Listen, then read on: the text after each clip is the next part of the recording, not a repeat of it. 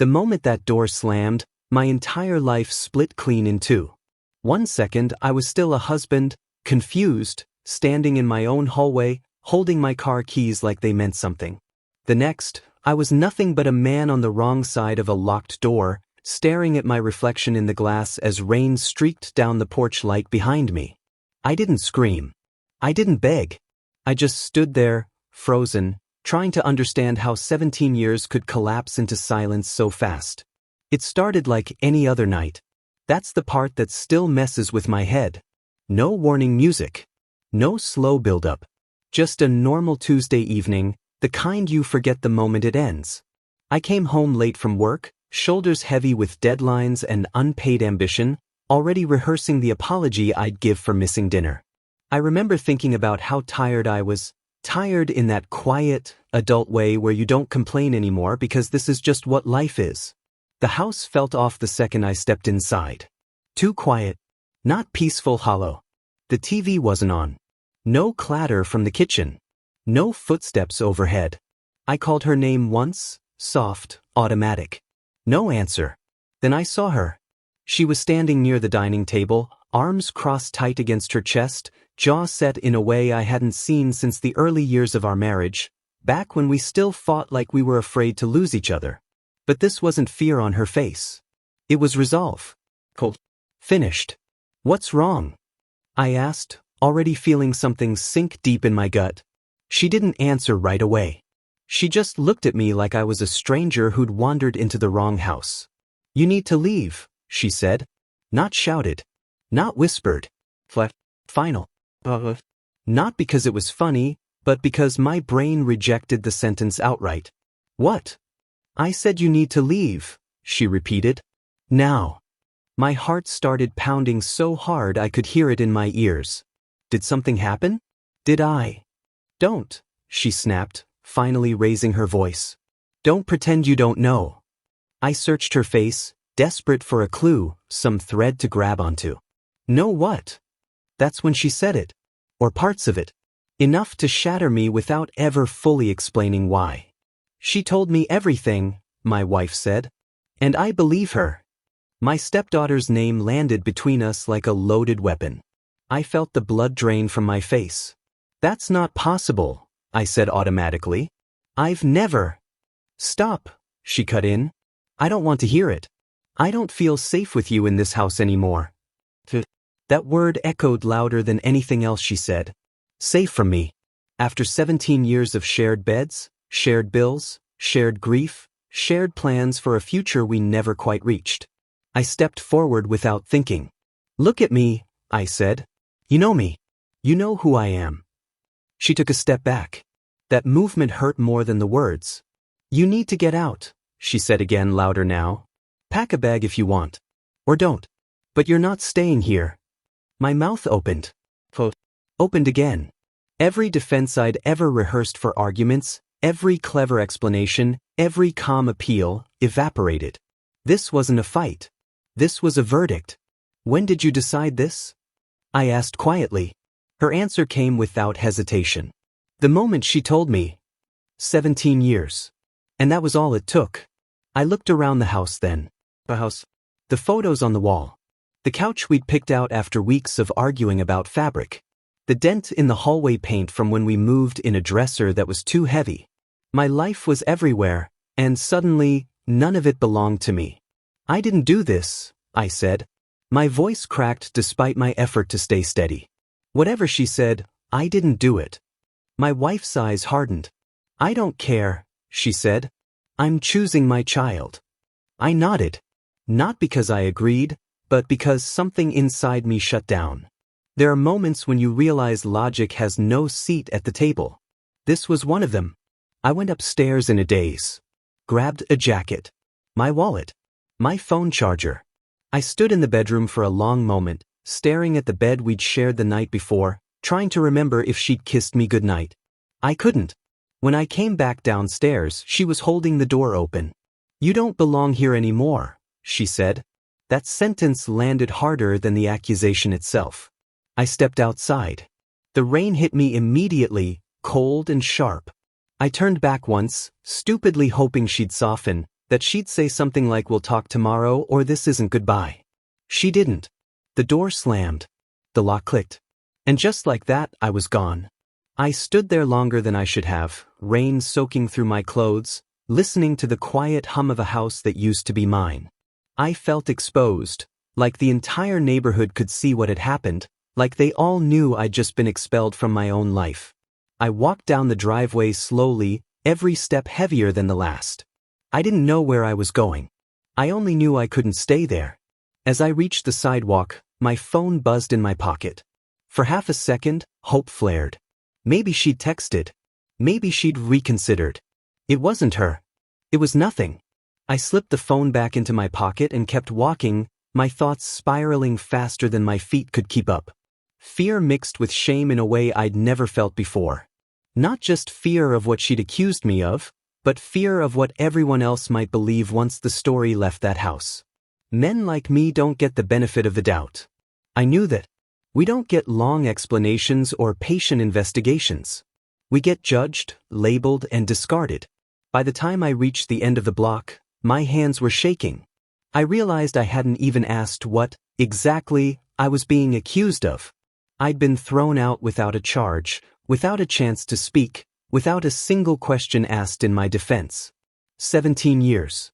And it ended with a door. I didn't know it yet, but as I walked into the rain, carrying nothing but confusion and disbelief, something far bigger was already moving. And in just 3 hours, everything was going to change again. I didn't realize how loud silence could be until I was alone with it. After the door slammed behind me, the world kept moving like nothing had happened. Cars passed. A dog barked somewhere down the street. A porch light flicked on across the road. Normal life, unfolding at its usual pace, completely indifferent to the fact that mine had just been dismantled.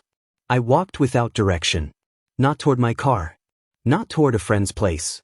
Just forward. Each step felt automatic, like my body was on muscle memory while my mind lagged somewhere behind, trying to catch up to reality. Rain soaked through my jacket within minutes. I didn't care. It almost felt appropriate, like the outside finally matched what was happening inside my chest. Tight, heavy, unsteady. My phone stayed silent in my pocket, and that silence started to feel intentional. I checked it anyway, unlocking the screen just to make sure it was still alive. No missed calls. No messages. No explanation waiting to soften the blow. 17 years, and not even a text. I stopped under a streetlight, breathing hard like I'd been running. My hands were shaking. I shoved them into my pockets and stared at the wet pavement, watching the rain distort my reflection until I barely recognized myself. Was this really happening? I replayed the scene over and over, looking for the moment I could have done something differently. Said something smarter, calmer, stronger. I kept landing on the same realization: it wouldn't have mattered. The decision had already been made before I walked through the door. That hurt more than the accusation. I thought about my career then, which felt ridiculous given everything else, but that's how adulthood works. Crisis doesn't cancel responsibility. It just piles on top of it. I'd spent years grinding, telling myself stability mattered more than fulfillment. Late nights. Missed weekends. Promotions that came with titles but no peace. I'd believed I was building something solid. Turns out I was standing on sand. I wandered into a small cafe near the bus stop, more for shelter than hunger. The bell above the door chimed cheerfully, mocking the mood I brought in with me. A few people sat scattered at tables, laptops open, lives intact. The barista glanced up. "What can I get you?" I stared at the menu longer than necessary, my brain struggling to perform a basic task. "Coffee," I said finally. "Black." She nodded, already moving on. No questions. No judgment. To her, I was just another guy killing time. She had no idea my marriage had ended 15 minutes ago. I sat by the window, watching rain smear the city into gray streaks. With every passing second, a new fear surfaced. What if everyone believed her? Not just my wife. Friends, coworkers, neighbors. The quiet, unspoken trial that happens the moment an accusation leaves a house. I imagined whispers at work, HR meetings, The subtle way people start keeping their distance when they don't know what to think, but don't want to ask. Men like me don't get explanations. We get conclusions. My chest tightened. I wrapped my hands around the warm cup when it arrived, grounding myself in the heat. I needed to think. Panicking wouldn't help. I needed a plan. But every plan led back to the same wall. I'd been expelled from my own life without evidence, without a conversation, without a chance to defend myself. I pulled out my phone again. Still nothing. I considered calling my wife. The idea lasted about 3 seconds before dissolving into something like humiliation. She'd made it clear, my voice didn't matter anymore. I thought about calling a friend. Then stopped. What would I even say?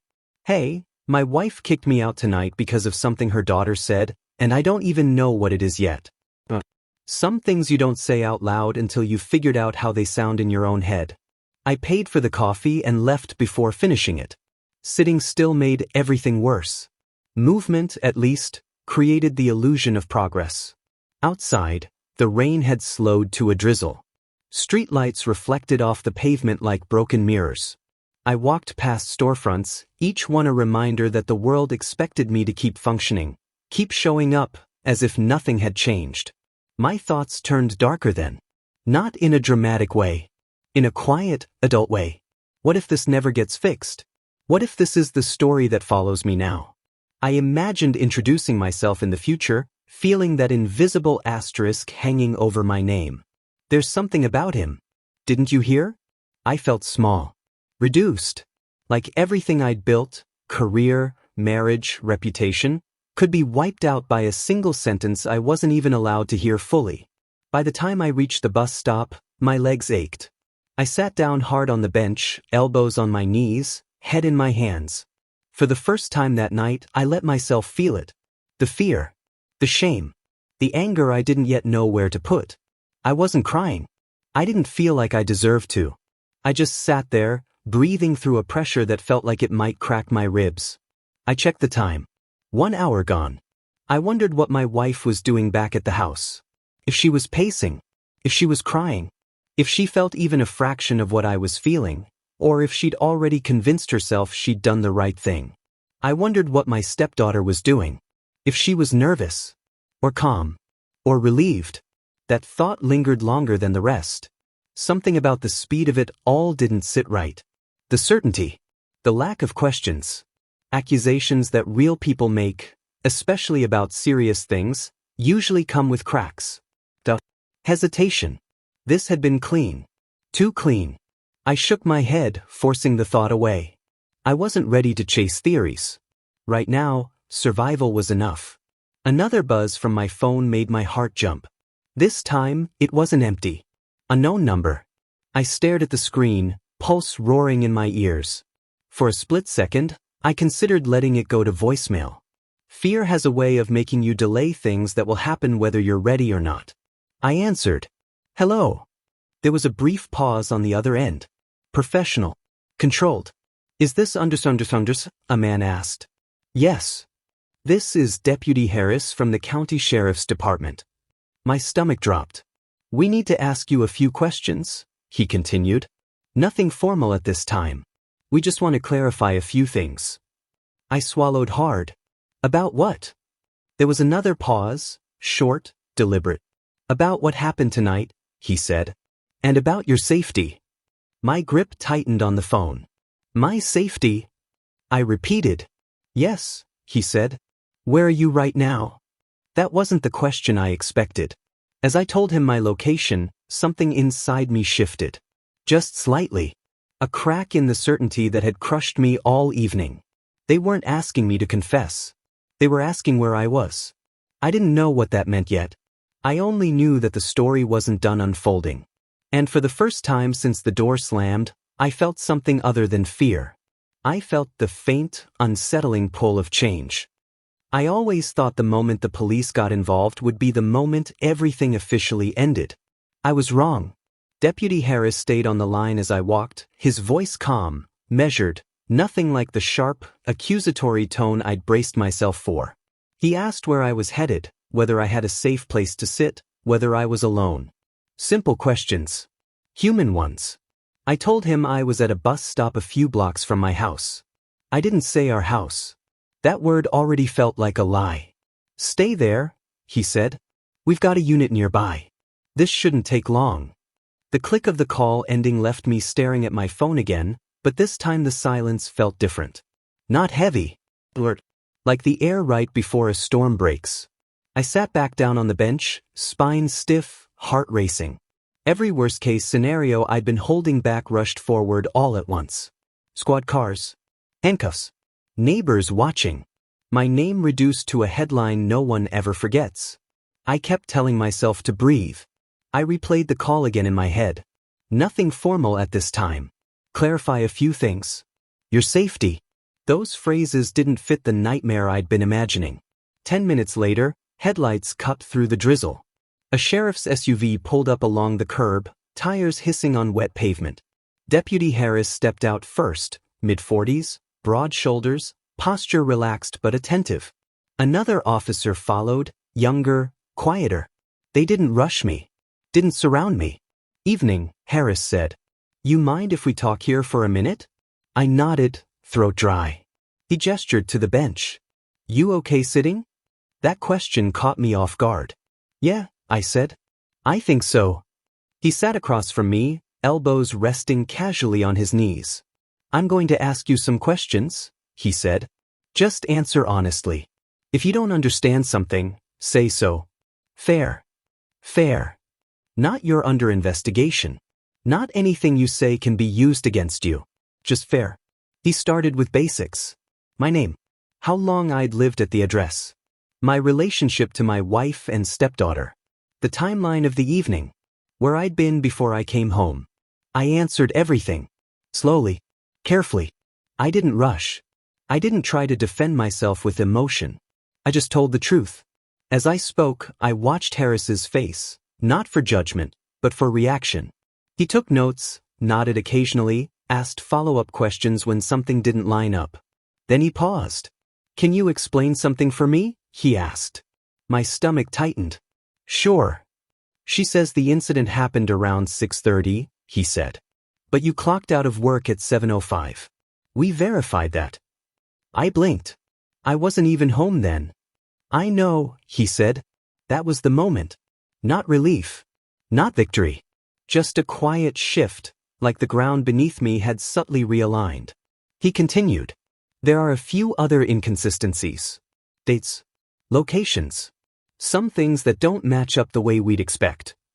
I stared at him. So what happens now? Harris exhaled slowly. Now we make sure we have the full picture. The younger officer spoke up for the first time. We also want to confirm you're not in immediate danger. I let out a short, humorless breath. Danger from who? They exchanged a look. From the situation, Harris said carefully. False accusations can escalate quickly. Emotions run high. False. He didn't say it loudly. He didn't emphasize it. But he didn't correct it either. False accusations. I nodded slowly, my hands finally steady. What about my wife? I asked. Does she know you're talking to me? She will, Harris said. We're heading back to the house after this. Something cold and focused settled into my chest. For what? I asked. To clarify a few things with everyone involved, he replied. Including your stepdaughter. The drizzle had stopped completely now. The streetlights reflected off the pavement in clean lines instead of smears. I hadn't noticed when the rain ended. I stood up when they did. No one touched me. No one told me to turn around or put my hands anywhere. Harris handed me a card. If anything changes tonight, he said, you call this number. Immediately. I took it. Thank you, I said and meant it. As the SUV pulled away, I realized something else had changed too. I wasn't apologizing in my head anymore. I wasn't rehearsing explanations meant to soften myself, make myself smaller, more acceptable. I wasn't bargaining with an imaginary judge. For the first time since the door slammed, someone had listened. I walked again, but my steps felt different now, deliberate instead of desperate. I didn't know what was going to happen next. I didn't know how badly this would damage my marriage, my reputation, my future. But I knew one thing with certainty. The truth had weight. And tonight, it had started to tip the scale. My phone buzzed again as I reached the corner. This time, it was a message from my wife. "Where are you?" I stared at the screen for a long moment, thumb hovering over the reply. For once, I didn't rush to answer. Because for the first time all night, the power wasn't completely gone. And I had a feeling the next knock on a door wouldn't be for me. I didn't go back to the house that night. Not because I wasn't allowed, no one told me I couldn't, but because something inside me knew that walking back into that space too soon would break the fragile clarity I'd just gained. I needed distance. Not from the accusation, but from the noise around it. I sat in my car for a long time, parked on a side street a few blocks away. The engine was off. The windows fogged slightly as my breath slowed. For the first time since everything unraveled, my thoughts weren't racing. They were lining up. That's when the cracks started to show. Not all at once. Not dramatically. Just small, uncomfortable realizations that refused to stay buried. I thought about how fast my wife had believed it. No hesitation. No questions. Just certainty. At the time, that certainty had crushed me. Now it unsettled me. Because certainty like that doesn't come from truth. It comes from convenience. I replayed the weeks leading up to that night, moments I dismissed as normal teenage mood swings or background stress. My stepdaughter becoming distant. Guarded. Sudden tension whenever I entered a room. How she'd started avoiding eye contact, then overcorrecting, too polite, too careful, like someone rehearsing. At the time, I chalked it up to adolescence. Now, the pattern looked different. I wasn't looking for ways to blame her. I was looking for coherence. And the story she'd told, whatever version my wife had heard, was starting to feel less like a memory and more like a script. My phone buzzed again. A message from my wife. "The deputies are here." I stared at the words. My chest tightened, not with fear this time, but with anticipation. I imagined the scene inside the house. The same living room where we'd celebrated anniversaries and birthdays now turned into an interview space. My wife sitting stiffly on the couch. My stepdaughter somewhere nearby, arms crossed, rehearsing answers in her head. I didn't reply. Instead, I waited. Minutes stretched. 10, 20, 30. Each one pulled more details from memory. The way my stepdaughter had reacted the last time I set a boundary. Nothing harsh, just a calm no. The way she'd stormed off, eyes burning with something deeper than teenage frustration. The way my wife had defended her without even asking what happened. That was the pattern. Conflict arose. My wife chose sides. And I stayed quiet to keep the peace. I'd mistaken that silence for strength. Another message buzzed. They want to talk to her again. That was it. That was the moment I knew. Real stories don't need rehearsals. I leaned my head back against the seat, closing my eyes. I didn't feel vindicated. I felt tired. Deeply bone-level tired. Tired of being the reasonable one. The patient one. The man who absorbed discomfort so others wouldn't have to.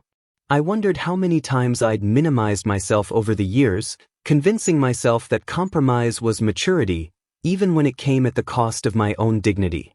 The phone buzzed again, this time with a call. It was Deputy Harris. "We're seeing some inconsistencies," he said after I answered. Straightforward. No drama. Nothing we can ignore. I closed my eyes.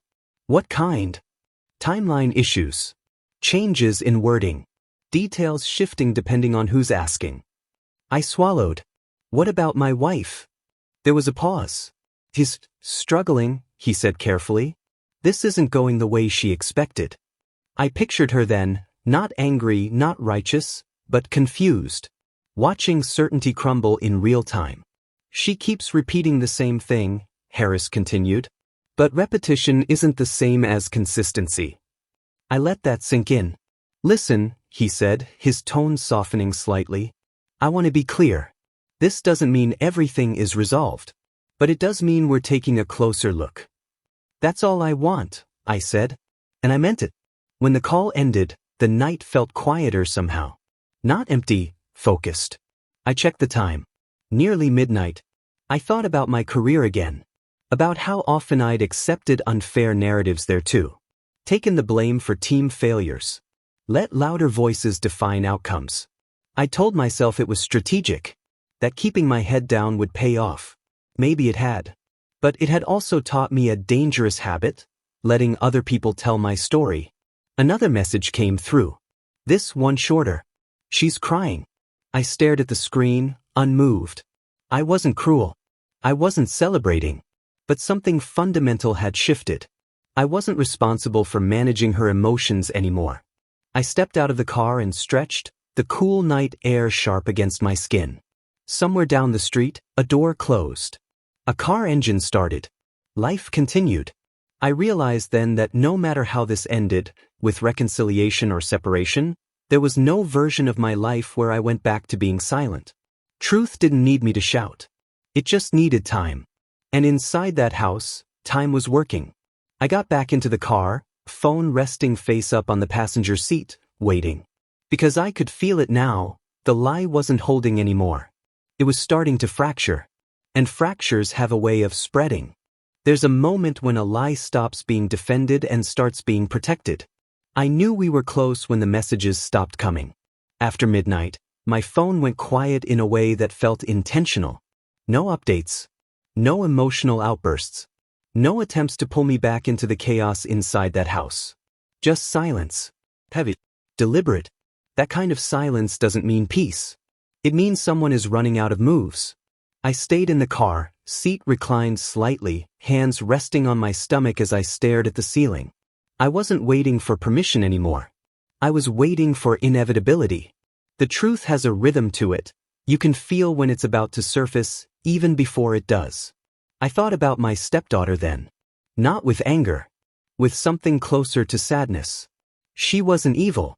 She was young, insecure, and used to being believed without question.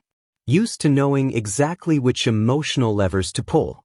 Somewhere along the way, she'd learned that the fastest way to gain control wasn't honesty, it was urgency.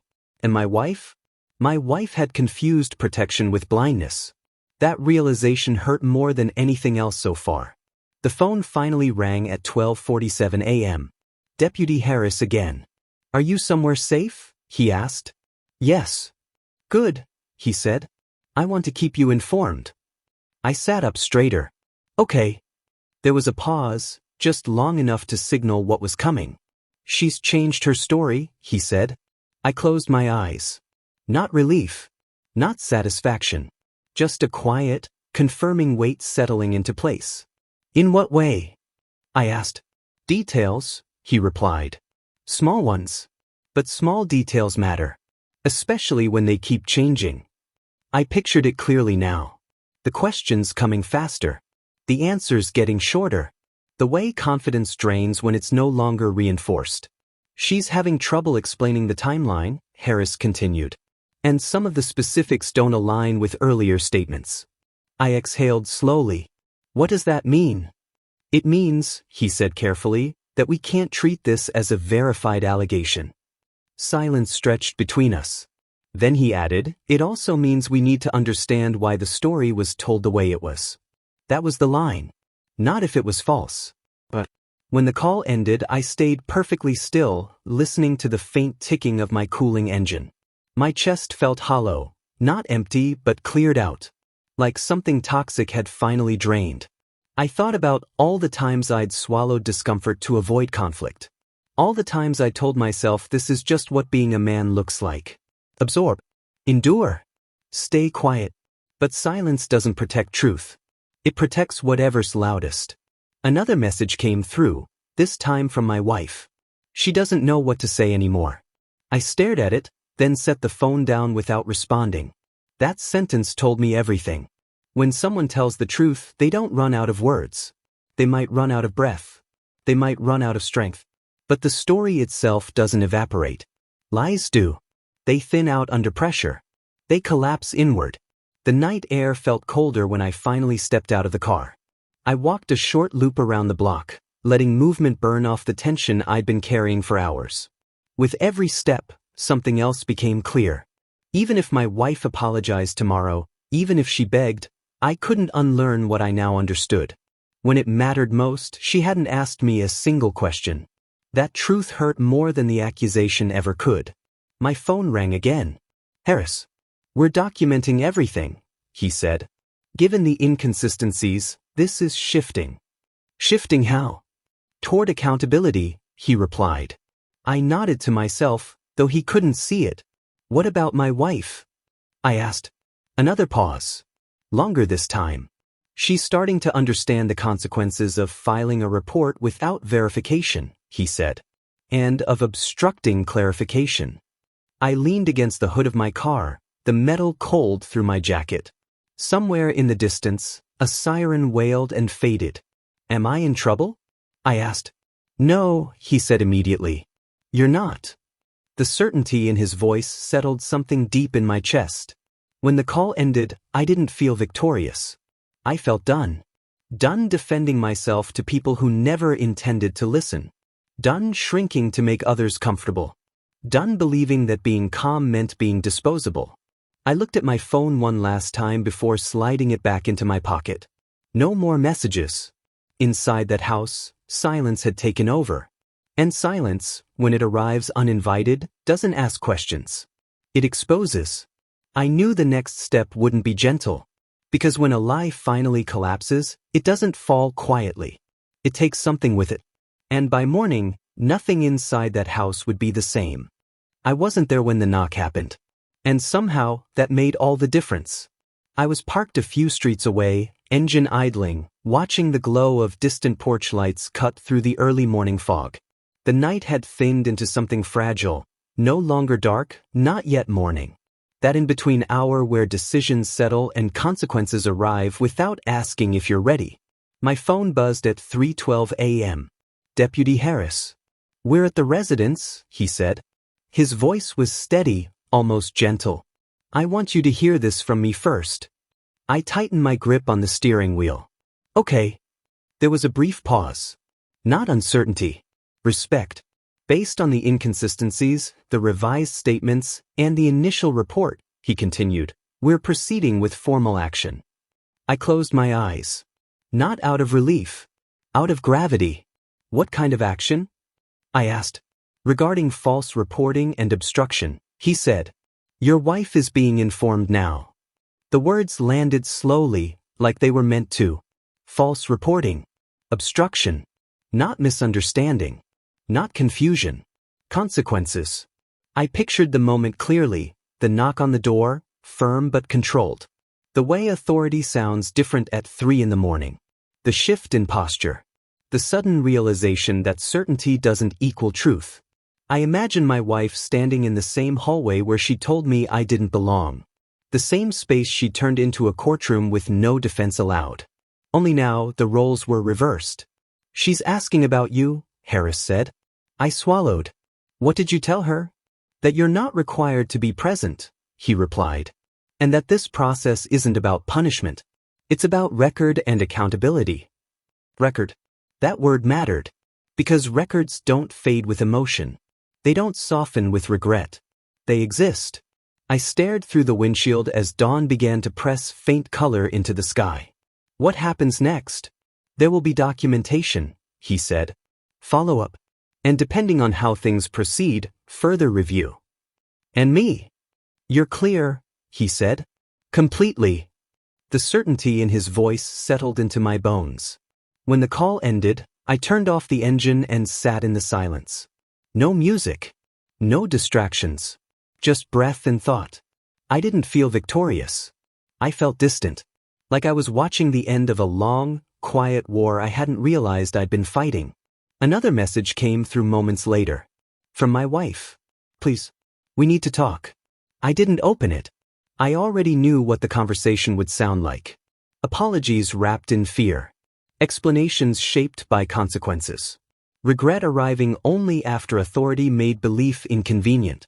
I thought about the man I'd been for 17 years. The one who absorbed blame to keep peace. The one who believed love meant endurance.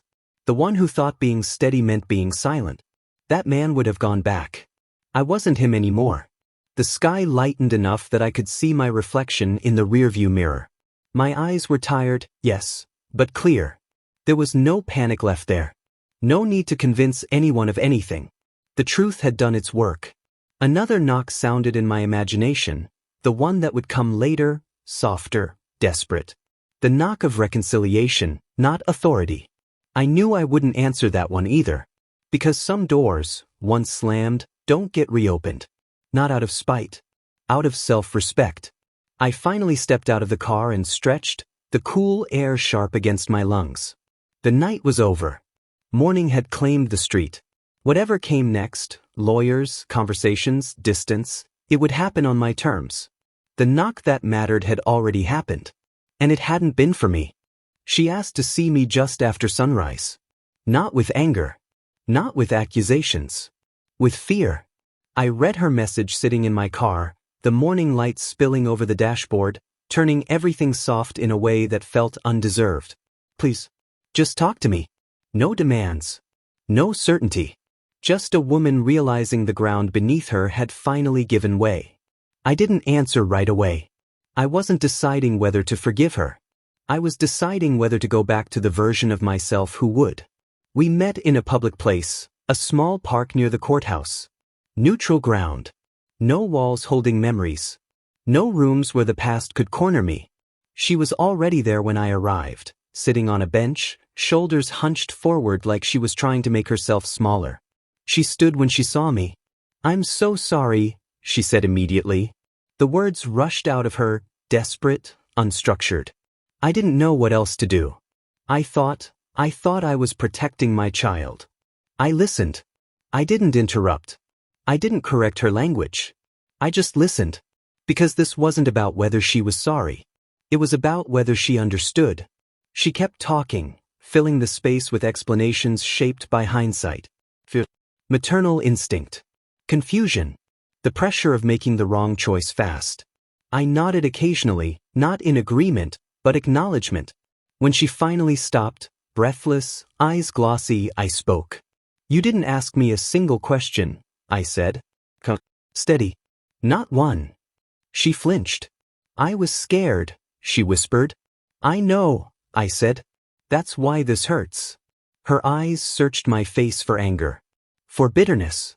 For a crack she could slip through. She didn't find one. "I lost everything in one night," I continued. "Not because of what was said, but because of how quickly you decided who I was." She shook her head. "I didn't mean." "I'm not saying you meant to," I said gently. "I'm saying you did." Silence stretched between us. Not hostile. Honest. "I love you," she said finally. I believed her. That didn't change anything. "Love doesn't survive without respect," I replied. "And respect doesn't disappear overnight. It erodes. Quietly." Her shoulders sagged. "What are you saying?" I took a breath, feeling the weight of the moment settle without crushing me. "I'm saying I'm done begging to be believed," I said. "I'm done proving I deserve a voice in my own life." Tears slipped down her cheeks. "Can't we fix this?" I looked at her then, not as my wife, but as a person who had made a choice she couldn't undo. "Some things don't break because they're weak," I said. "They break because they've been carrying too much for too long." She reached for my hand. I stepped back. Not in anger. In clarity. "This isn't punishment," I said. "It's consequence." I turned away before she could respond. Before emotion could try to negotiate where reason had already decided. As I walked back to my car, something unexpected happened. I felt light. Not relieved. Not happy. Free. For the first time in years, I wasn't carrying someone else's fear on my back. I wasn't managing another adult's emotions. I wasn't shrinking to maintain peace. I was choosing myself. That choice didn't make me cruel. It made me whole. As I drove away, the city fully awake now, I realized something else. Walking away without begging wasn't weakness. It was the strongest thing I'd ever done. The quiet didn't arrive all at once. It came in pieces. At first, it was just the absence of noise. The phone not vibrating, no voices arguing in my head, no doors slamming behind me. Then it settled deeper, into my chest, into the way my shoulders stopped bracing for impact every time I walked into a room. For the first time in years, nothing was demanding that I explain myself. I used to think peace would feel like relief. like a deep breath after holding it too long. But this felt different. It felt unfamiliar, heavy in a way that meant it was real. I moved into a small apartment on the edge of town.